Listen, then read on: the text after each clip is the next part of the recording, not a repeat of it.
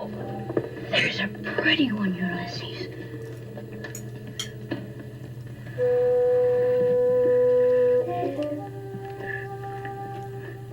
There it is. Hello BookTube, I'm Shawn the Book Maniac. Welcome back to my channel and welcome to my 6th annual Besties and Worsties 2022. I'm really excited to do this even though I haven't quite recovered from some kind of a weird, I don't know what, cold perhaps. It wasn't COVID. I don't have any symptoms of COVID, but anyway, I have been a little bit under the weather, but I have summoned up every last bit of gumption to put this together and do it.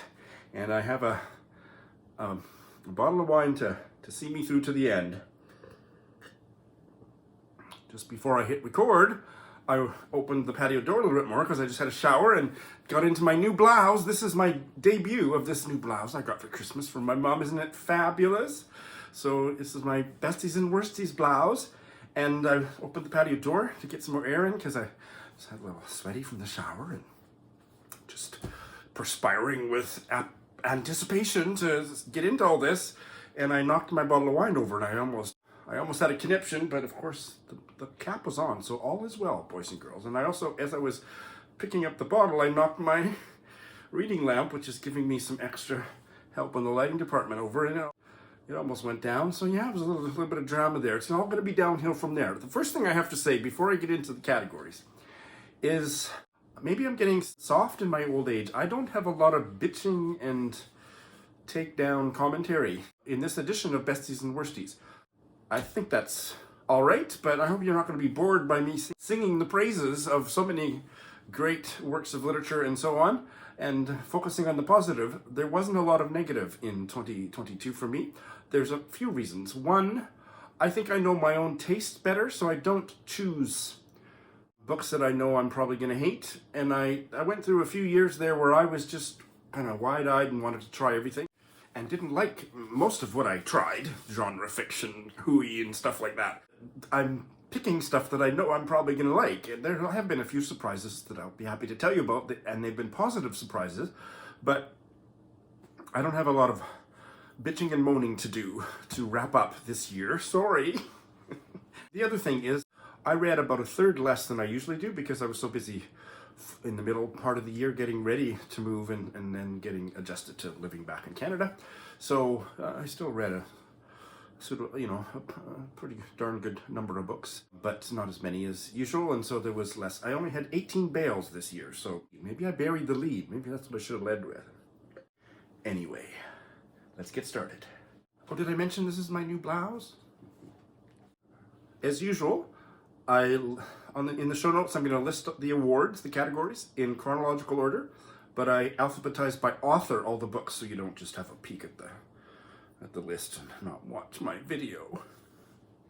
So the first category, as in years past, is Best Opening Line or Paragraph. This one is a tie.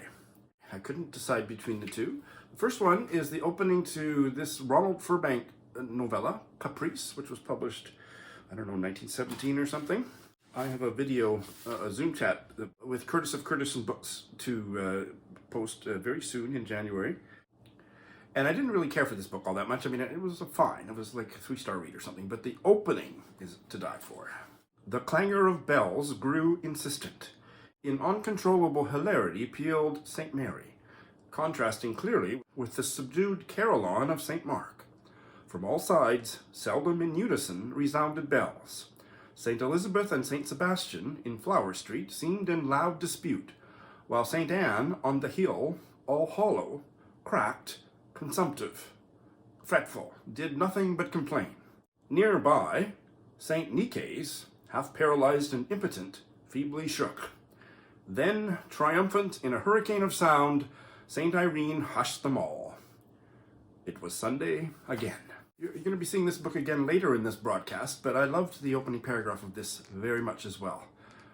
Other People Managed by Ellen Hawley, a 2022 debut that didn't get nearly enough attention, even on the British side of BookTube. It was published in Britain. I don't think it's been released in North America yet, despite being written by an American novelist who has recently moved to the UK, and the novel is set in Minneapolis in the 1970s. Back when Peg was still alive, back when we were both so young that neither of us was going to die, She told me about the 5 stages of grief.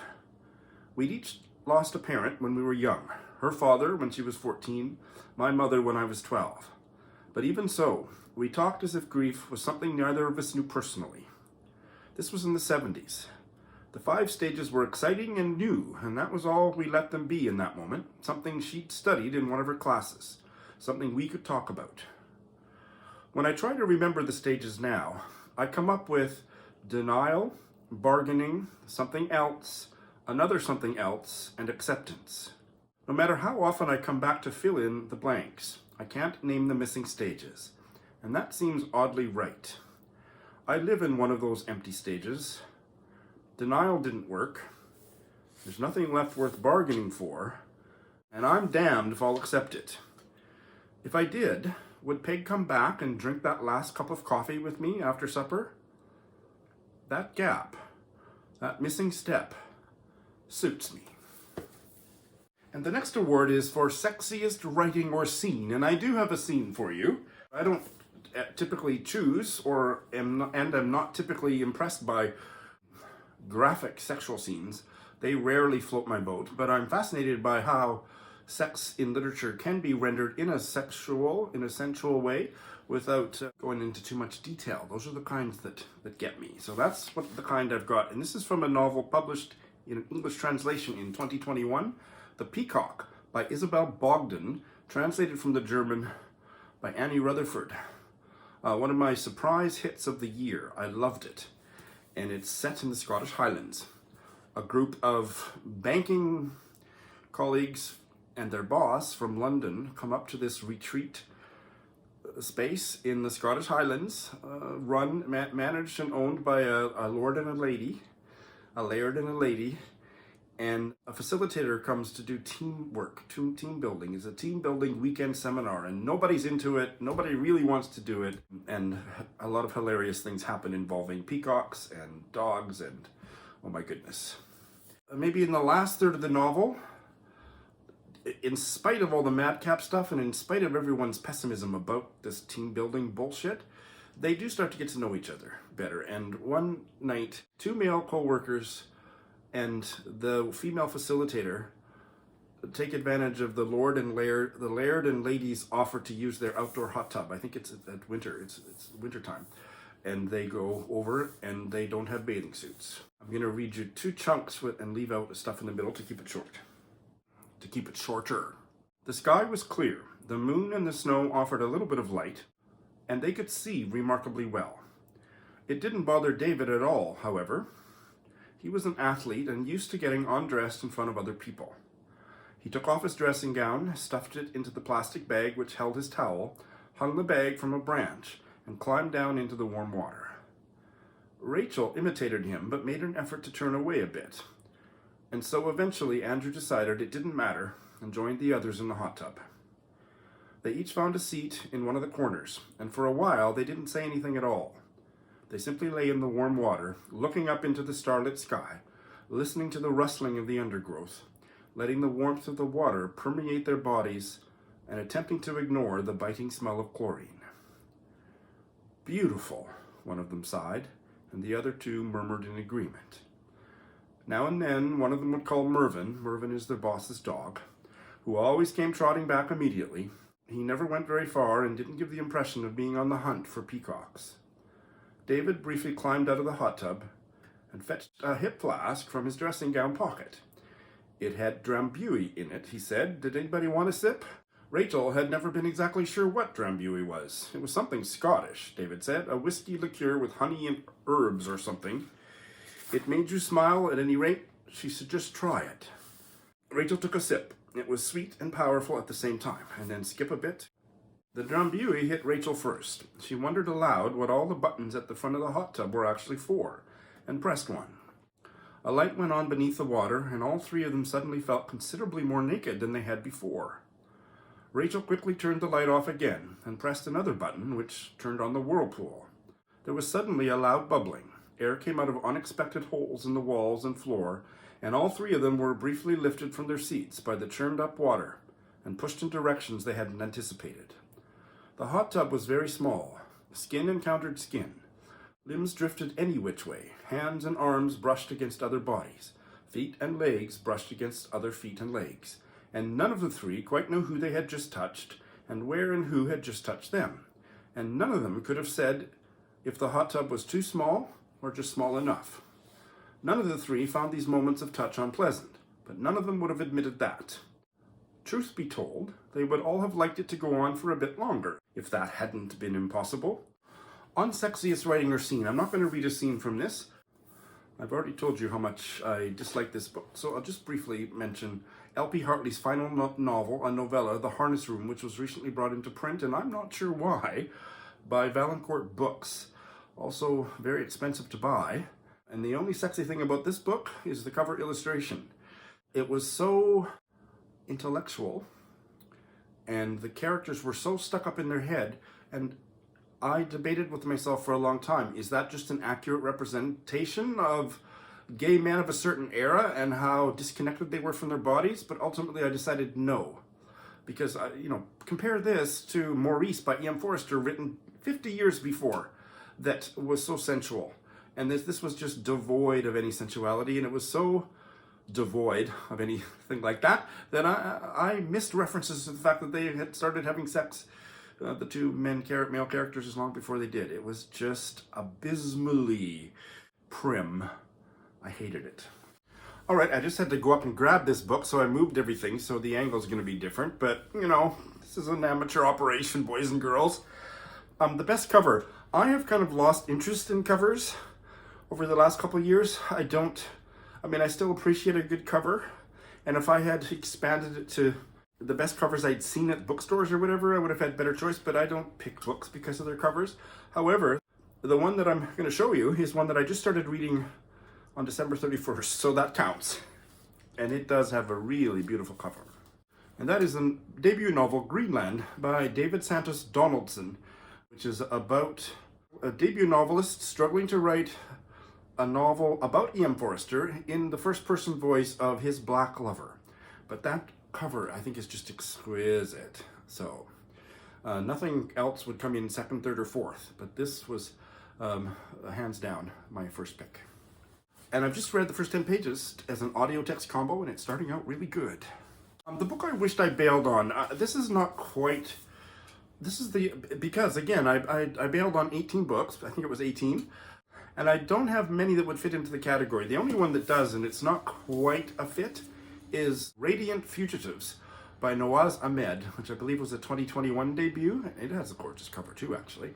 And I did finish it, but by the end I felt it had been quite a waste of time.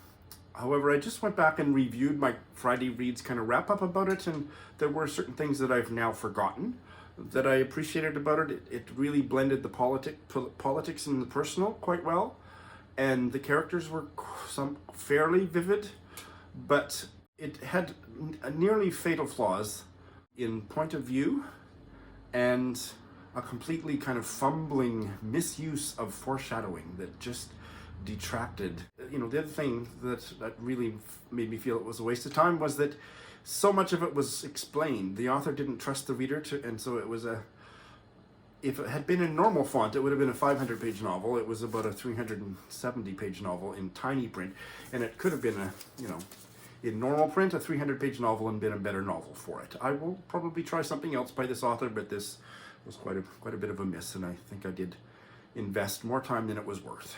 And this one I could have made it a tie, but no, there was a clear favorite character this year, and that is in one of the best books I read all year, Tookie, the main character in Louise Erdrich's 2021 novel, The Sentence. I loved the book, and one of the main reasons I loved the book was that I loved the main character, Tookie. Tookie, how to describe Tookie? She is an ex-con indigenous bookstore employee who works at a bookstore in Minneapolis, where Louise Erdrich is from, whose proprietor's name is Louise. Did I mention Louise Erdrich is a bookstore owner in Minneapolis, as well as being a best-selling indigenous novelist?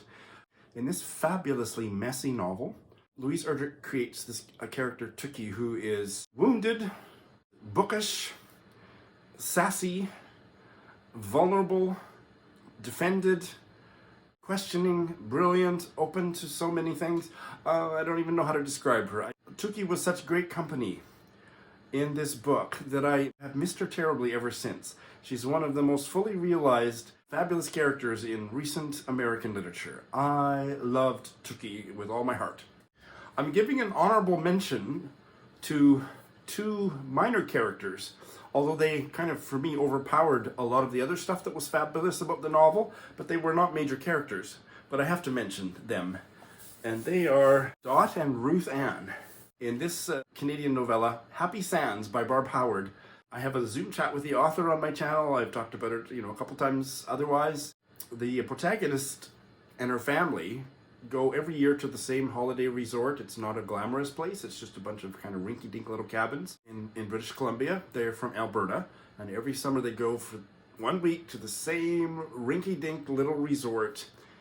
The protagonist is a massage therapist, and she massages. It's a working holiday because she makes extra money to buy booze, to buy stuff, just to make it worth her while, and massages the other people that come back year after year that same week. And two of them are Dot and Ruth Ann, a lesbian couple in their 80s. And they are just the most fabulous minor characters in all of world literature. I have to say it. I just love them so much. They're very sexually liberated and plain spoken, no filter, and they love getting massages. They're not ashamed of their bodies. And my favorite scene, which I have spoiled umpteen times, but you still need to read the book because it's worth reading it in Barb Howard's words, as well as all the other wonderful things about this novella. But one day, the protagonist, Ginny, goes next door to their cabin. Just for some reason, she has to drop something off or pick something up, and she comes in and says, hello, anybody home? And nobody answers, and she hears the shower running, and she quickly realizes they're having a shower together. But, in a minute or two, one of them comes out and peeks her head out the door, all the steam coming out of the bathroom, and says, what are you doing here? Leave us alone, we're busy. It was just a scream. I love those characters so much, and I think I've talked as much about them, the minor characters in this novella, as I did about Tuki. The next award is for the best conclusion, and this was an easy choice, and in the interest of time, I'm going to read you the conclusion, but with no setup. I think it stands on its own. And that comes from The Evening Hours by Carter Sickles. I forget when it was published, but a few years ago. It's Carter Sickles' debut, and I read it to Kendra Winchester and Lindy earlier this year, and it was a fabulous 5-star read for me. There's no spoilers in this paragraph. The protagonist is in Appalachia. There has been a lot of political protest against a mining company in the town. And so the machines referenced in the first sentence are that, and there's been a whole bunch of drama. Intrapersonal for him, and social, politically, and so on. So the machines down below rumbled and groaned, but he listened beyond that noise. He heard a rustling and thought it was the wings of some bird. He rolled over on his back and put his hands on his chest and looked at the star-shaped leaves of the sweet gum and heard his heart pumping blood. His grandfather used to say that God was laying on his heart. From far away he heard the clear high notes of a wood thrush melting away into sadness. He looked up through the last of the treetops and saw a jagged piece of blue sky. It was blue and it was good. And he began to weep. He wept for a long time, wept until he felt too big for his own body. Not heavy, but big, filled, feeling the ground under him, feeling his own muscle and bone and skin. All around him the wilderness sang, the old people sang, and God sang. The memory of the place was deep inside of him. He did not need to look again. He stood up and walked back the way that he had come. Dirt clung to him.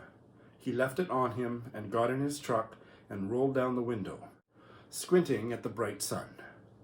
As he drove down the mountain, the scarf that those old bony woman hands had knitted for him blew wildly in the wind, straggly pieces of yarn dancing like pearls of light around his face. The next category is Best Sentence, and that was a pretty easy choice as well, and that is from the Driftpile Cree Nation writer in what is now colonially referred to as Alberta in Canada, his collection of essays, A History of My Brief Body by Billy Ray Belcourt. I had a real struggle with this book. I started it, couldn't get into it. Found it intellectually kind of stuck up in the writer's head, not down into the realm of visceral kind of response to life. Bailed on it. Lindy suggested that I do it as an audio text combo, and I love Billy Ray Belcourt's voice, and I tried it again, and I still struggled with it for some of the same issues, but I got so much more of it and basically loved it on a second try. And the sentence from this is not intellectual at all. To love someone is firstly to confess, I'm prepared to be devastated by you. And the next category is favorite short story, and I read a lot of great short stories this year, although probably less than normal, because I read less than normal, period. I have a tie in this one as well. And the first one is the short story called The Parrot, in this collected stories by Elizabeth Bowen. A book that I ultimately did not finish. I read half of it, and I only loved about 3 stories out of the 40 or 50 that I read, or however many it was. I read half the book, and it's a big book.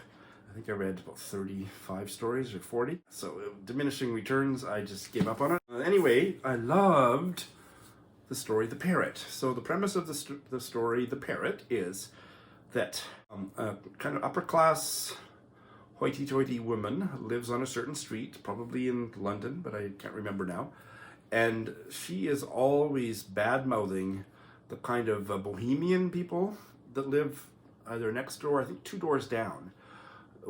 The man is a writer, and I think he's living with a woman he's not married to, and there's all kinds of scandal, and they were very, kind of flaunting themselves, she thought.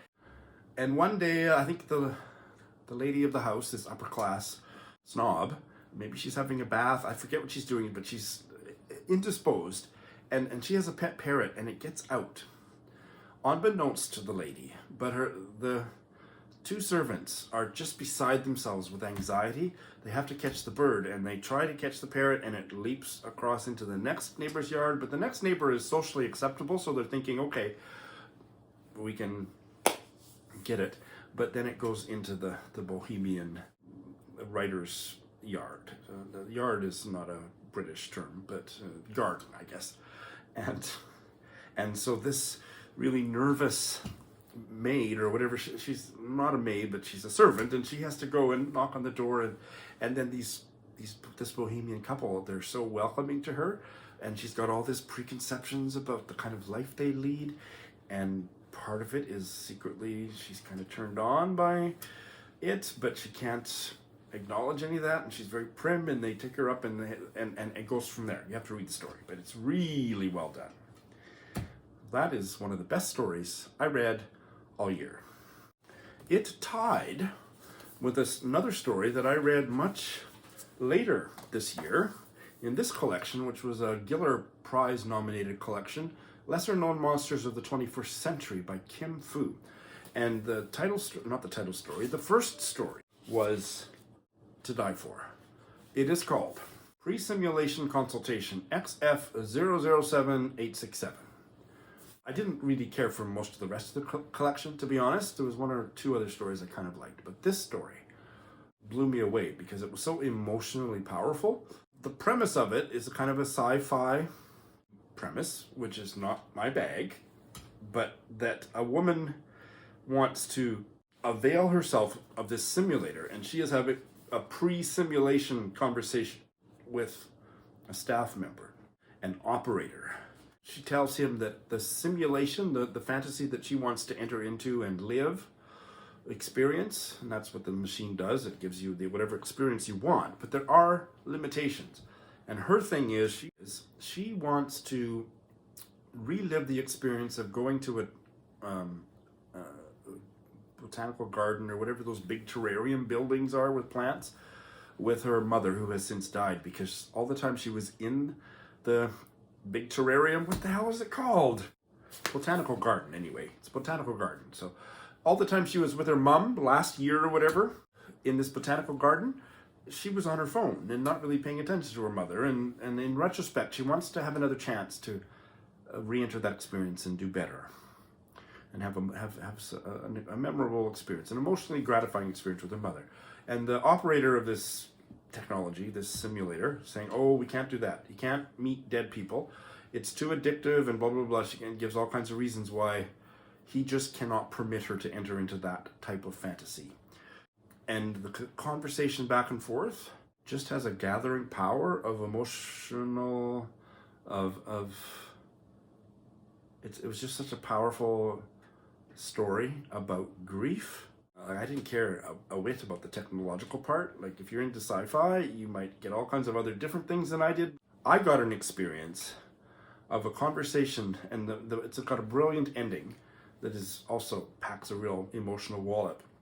And it's just written as a point-by-point dialogue, but that it just, that's how it looks on the page. It's just the dialogue between them.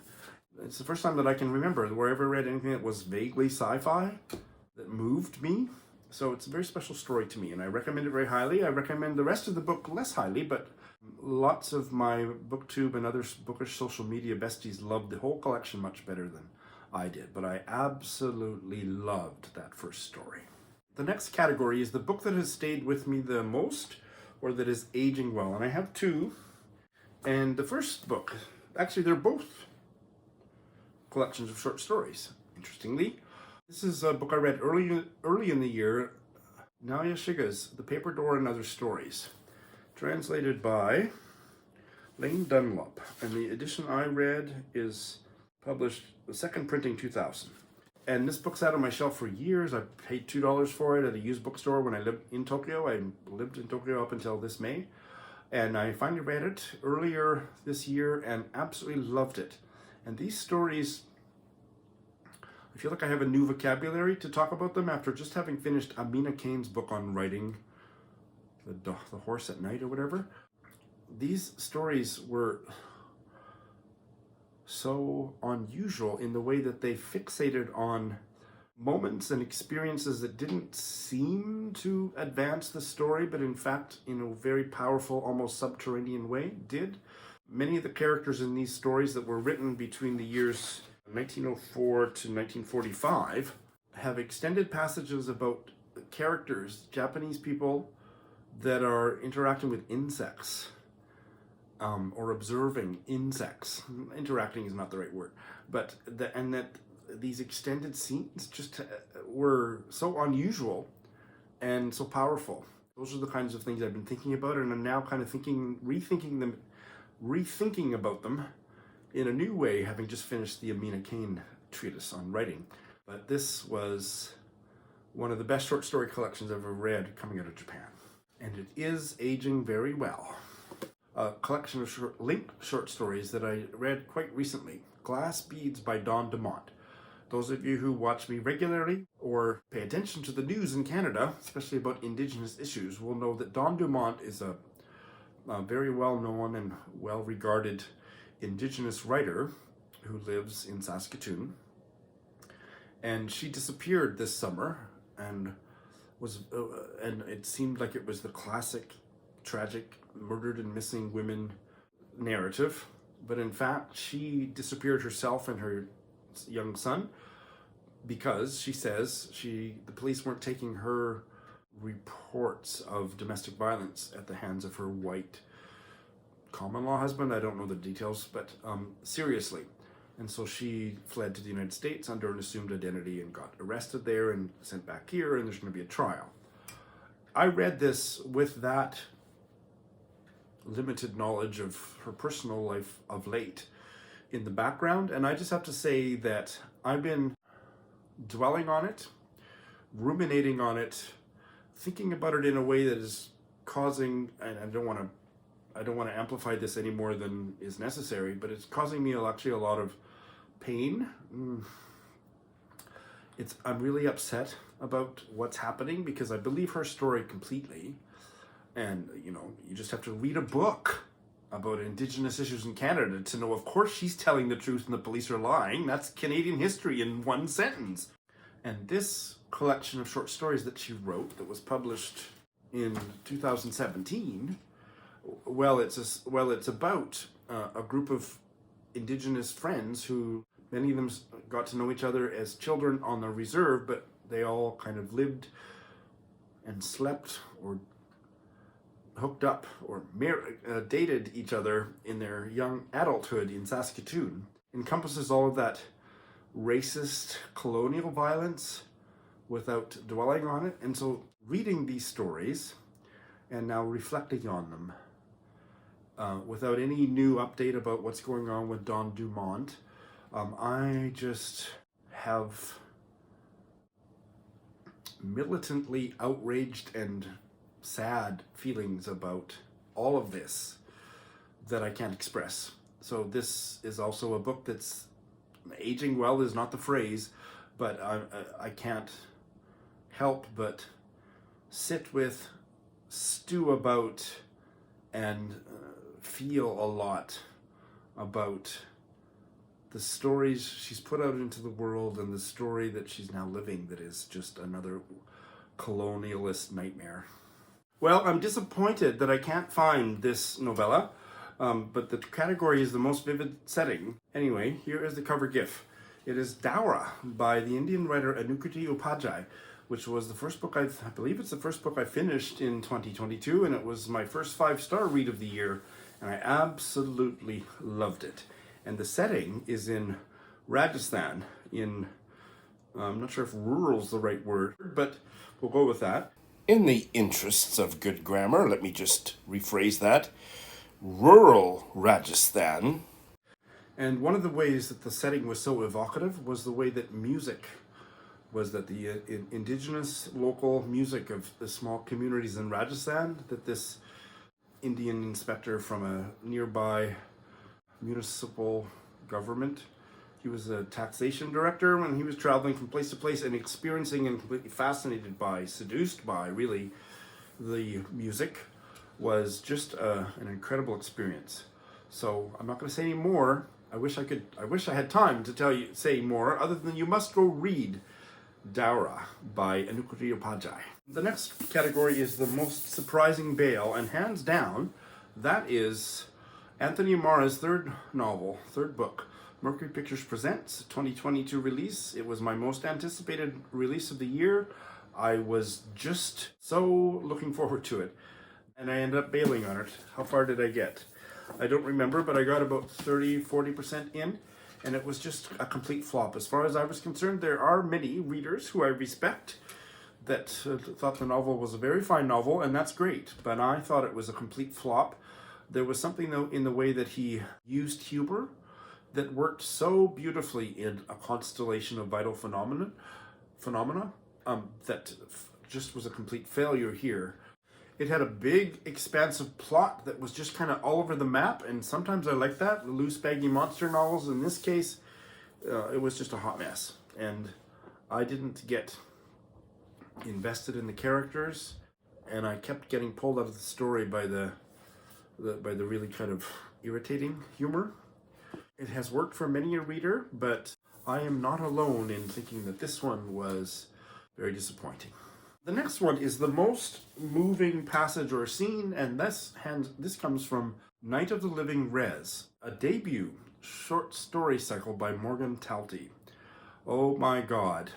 The only reason that I didn't choose one of these stories as one of my favorite stories of the year is because it worked in totality for me, but all of the stories were 5-star reads. But anyway, here is a scene between the protagonist and his grandmother living on a reservation in Maine. I don't remember the era, but it's fairly close to the present, and she has a bit of dementia, and he's a teenager. The title of this story is The Blessing Tobacco. I didn't want to stay, didn't want to be alone with her too long, but I decided to remain with her, and I was glad I did. She turned more lights on in the house, and I sat at the kitchen table, and she fired up the stove and fried me up 2 greasy eggs and drippy strips of bacon and 2 slices of toast with raspberry jam on it, and told me a joke about a brown bear wiping its ass with a white rabbit. And after I ate the food, after I made her tell me the joke one more time, my laughter making her laugh, and after she took my plate and rinsed it and covered the dirty dishes with a cloth, as was our custom to tell the spirits to stay away, that there was no food for offering, she handed me a freezer-burned orange creamsicle, And when she turned off all the lights and ushered me in front of the TV in the living room, I saw smoke. Yeah, but I saw Grammy and myself under all of it. All of it hanging over us. The next one is a very short one. The goofiest, bestest quote of the year, and that comes from Michelle Gallen's second novel, Factory Girls, a 2022 release. I did this as a buddy read with Heidi of My Reading Life, and I didn't end up loving the book, but I liked it. But there were things that I had quibbles about it, but not about this particular sentence. Because it's set in a small Northern Irish town at the time, near the end of the Troubles, and this is the protagonist, a 18 or 19-year-old girl. You can't fart in this town, but someone wants to know the flavor. Having grown up in a small town, I really related to that. All right, I'm going to move through some of these categories more quickly than I thought. Looking at the clock, on edited, I'm now at 55 minutes, but that's more like a 35-minute once I edit out all the pauses and the coughs. The next one is the book I'm most likely to reread the soonest. And that is a tie between these two fabulous books with yellow spines.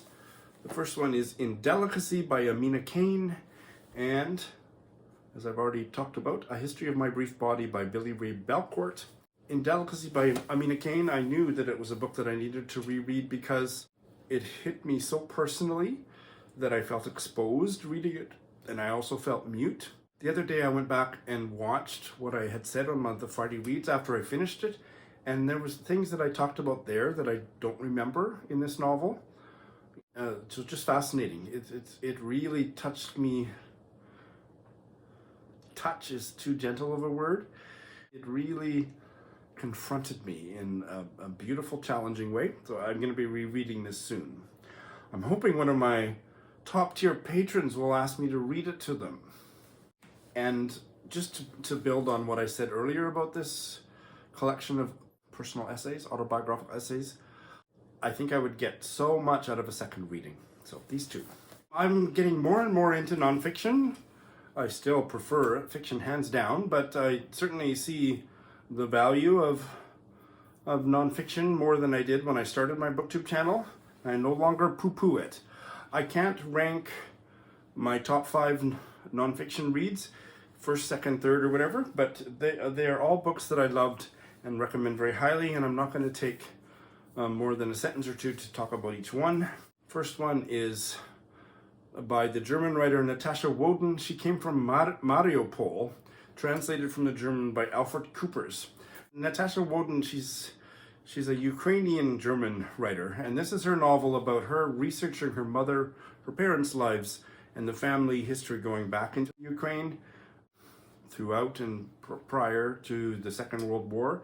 And it's a haunting memoir, beautifully written and structured, and it's something that also it's a book that I have thought about so much since I read it. And I don't know anybody else on BookTube who is reading it, and that is a crying shame. This is a beautiful, important book, especially in light of the genocide that Putin is currently perpetrating, that he's completely wiped out the city of Mariupol, and it was pretty much destroyed in World War II as well. And oh my God, this family and her search for this family was a powerful story. My old professor, he's not that old, he's only 80, David Carpenter. This is a memoir collection of kind of memoristic autobiographical essays called Courting Saskatchewan, a celebration of winter feasts, summer loves, and rising brookies. I can't judge whether anybody who is not interested in Saskatchewan and has no ambition to move here or visit here would get anything out of it, but he is a really beautiful, funny writer, and I love this book with all my heart.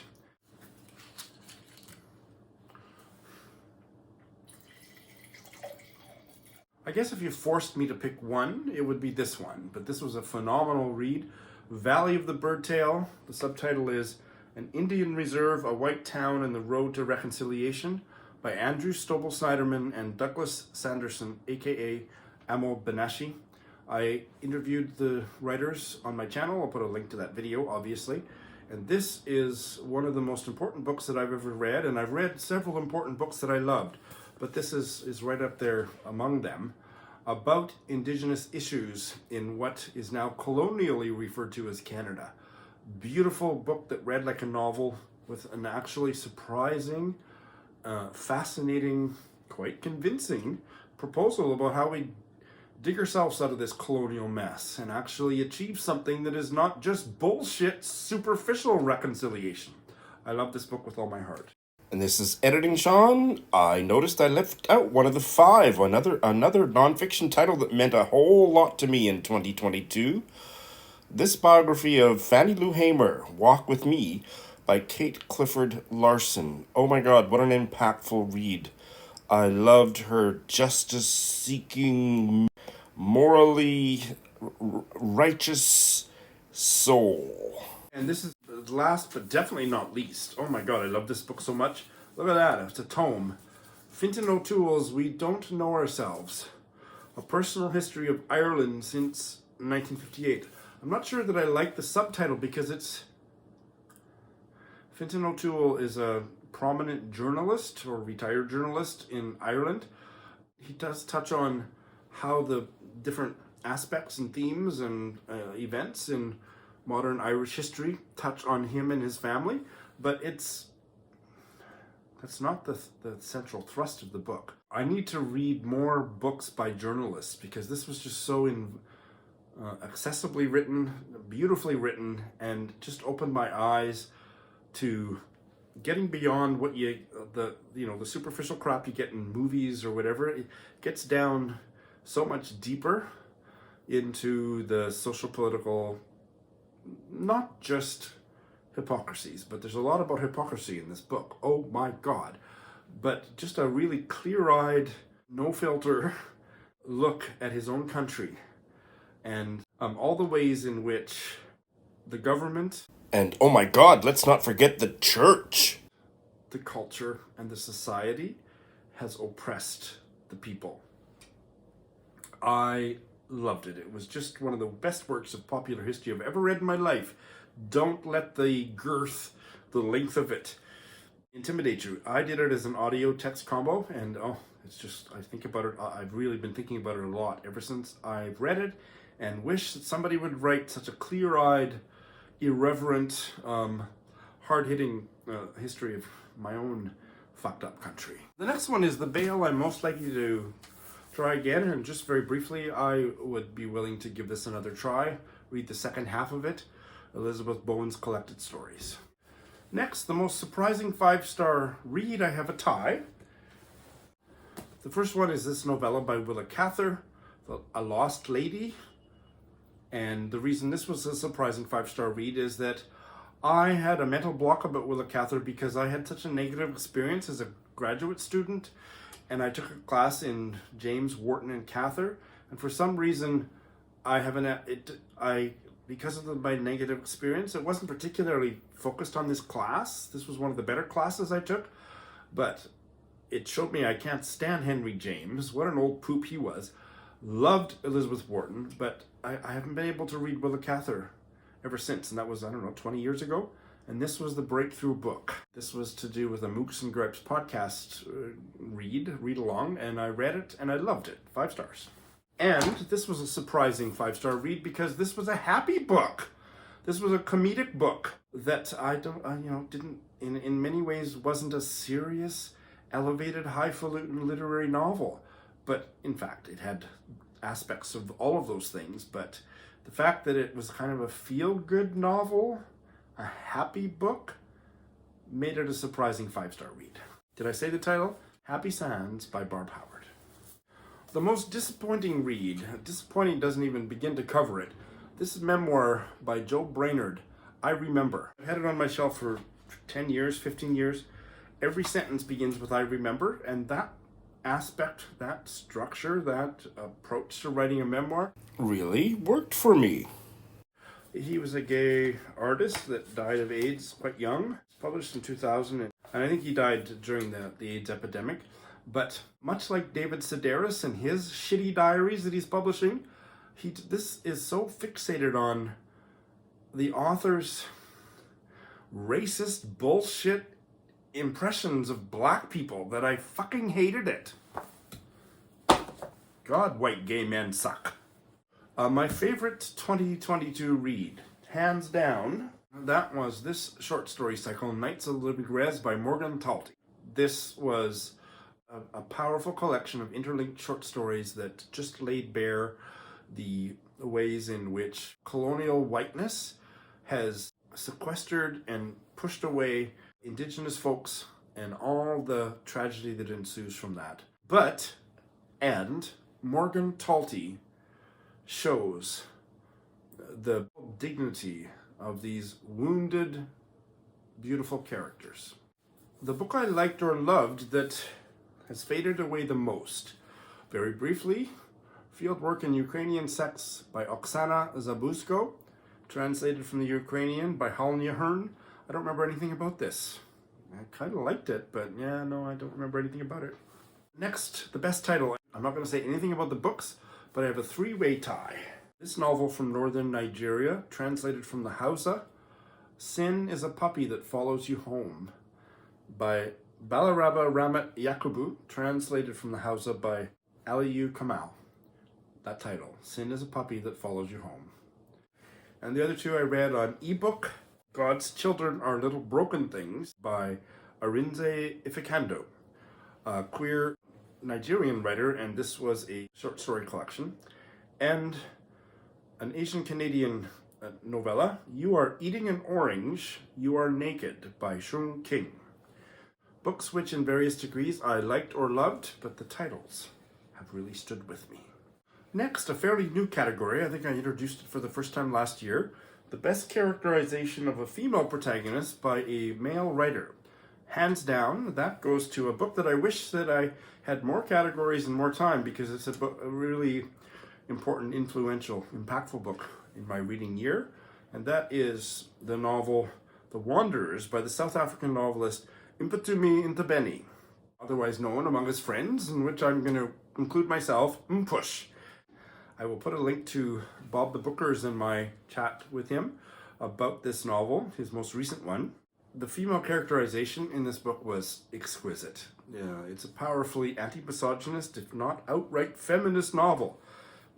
Check out the video, read the book for more information. But it was a powerful novel with powerful women in it by a male author. New Year's resolution.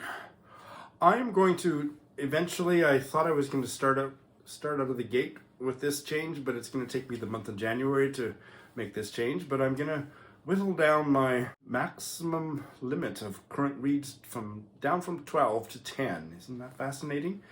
And one that I just came up with earlier today is I'm going to read a poem a day. We'll see how far that goes. I'm not going to put the poetry books on my Goodreads as currently reads. I'll just talk about them in a wrap-up in a Friday reads once I finish them. But let's try reading a poem a day, shall we? And the last category, my top 5 novels or works of fiction. So, I considered having a 5-way tie where I couldn't choose, but I do have a number 1. I loved all of these with all my heart, and this one, there was something almost eerily personal in the way that it impacted me, such that it's rendered me mute, and that is Indelicacy by Amina Kane. So this is number 1. It's about a somewhat lower class maid at a museum who starts writing about the pictures she sees on the wall while she's cleaning the floors, and develops a dream to become a writer, and then plot ensues. But it's just a weirdly personal, uplifting, soulful exploration of creativity and gender and shame and wonderment that just really got all the way inside me. If I haven't used that, I hope I haven't used that expression recently, because that is the best expression I have in my toolbox to talk about books like this. The other ones are all tied for second place. One of them is Foster by the Irish writer Claire Keegan. It's her penultimate novella, and everybody and their dog has been talking about this novella, so I don't need to, but it's one of the ones that really knocked my socks off. The aforementioned The Sentence by Louise Erdrich. Loved it. Night of the Living Res by Morgan Talty. And this fabulous lesbian novel, Other People Managed by Ellen Hawley. There's going to be a special video about this book coming very soon to my channel. I love this book with all my heart. That is my Besties and Worsties. Thanks for watching.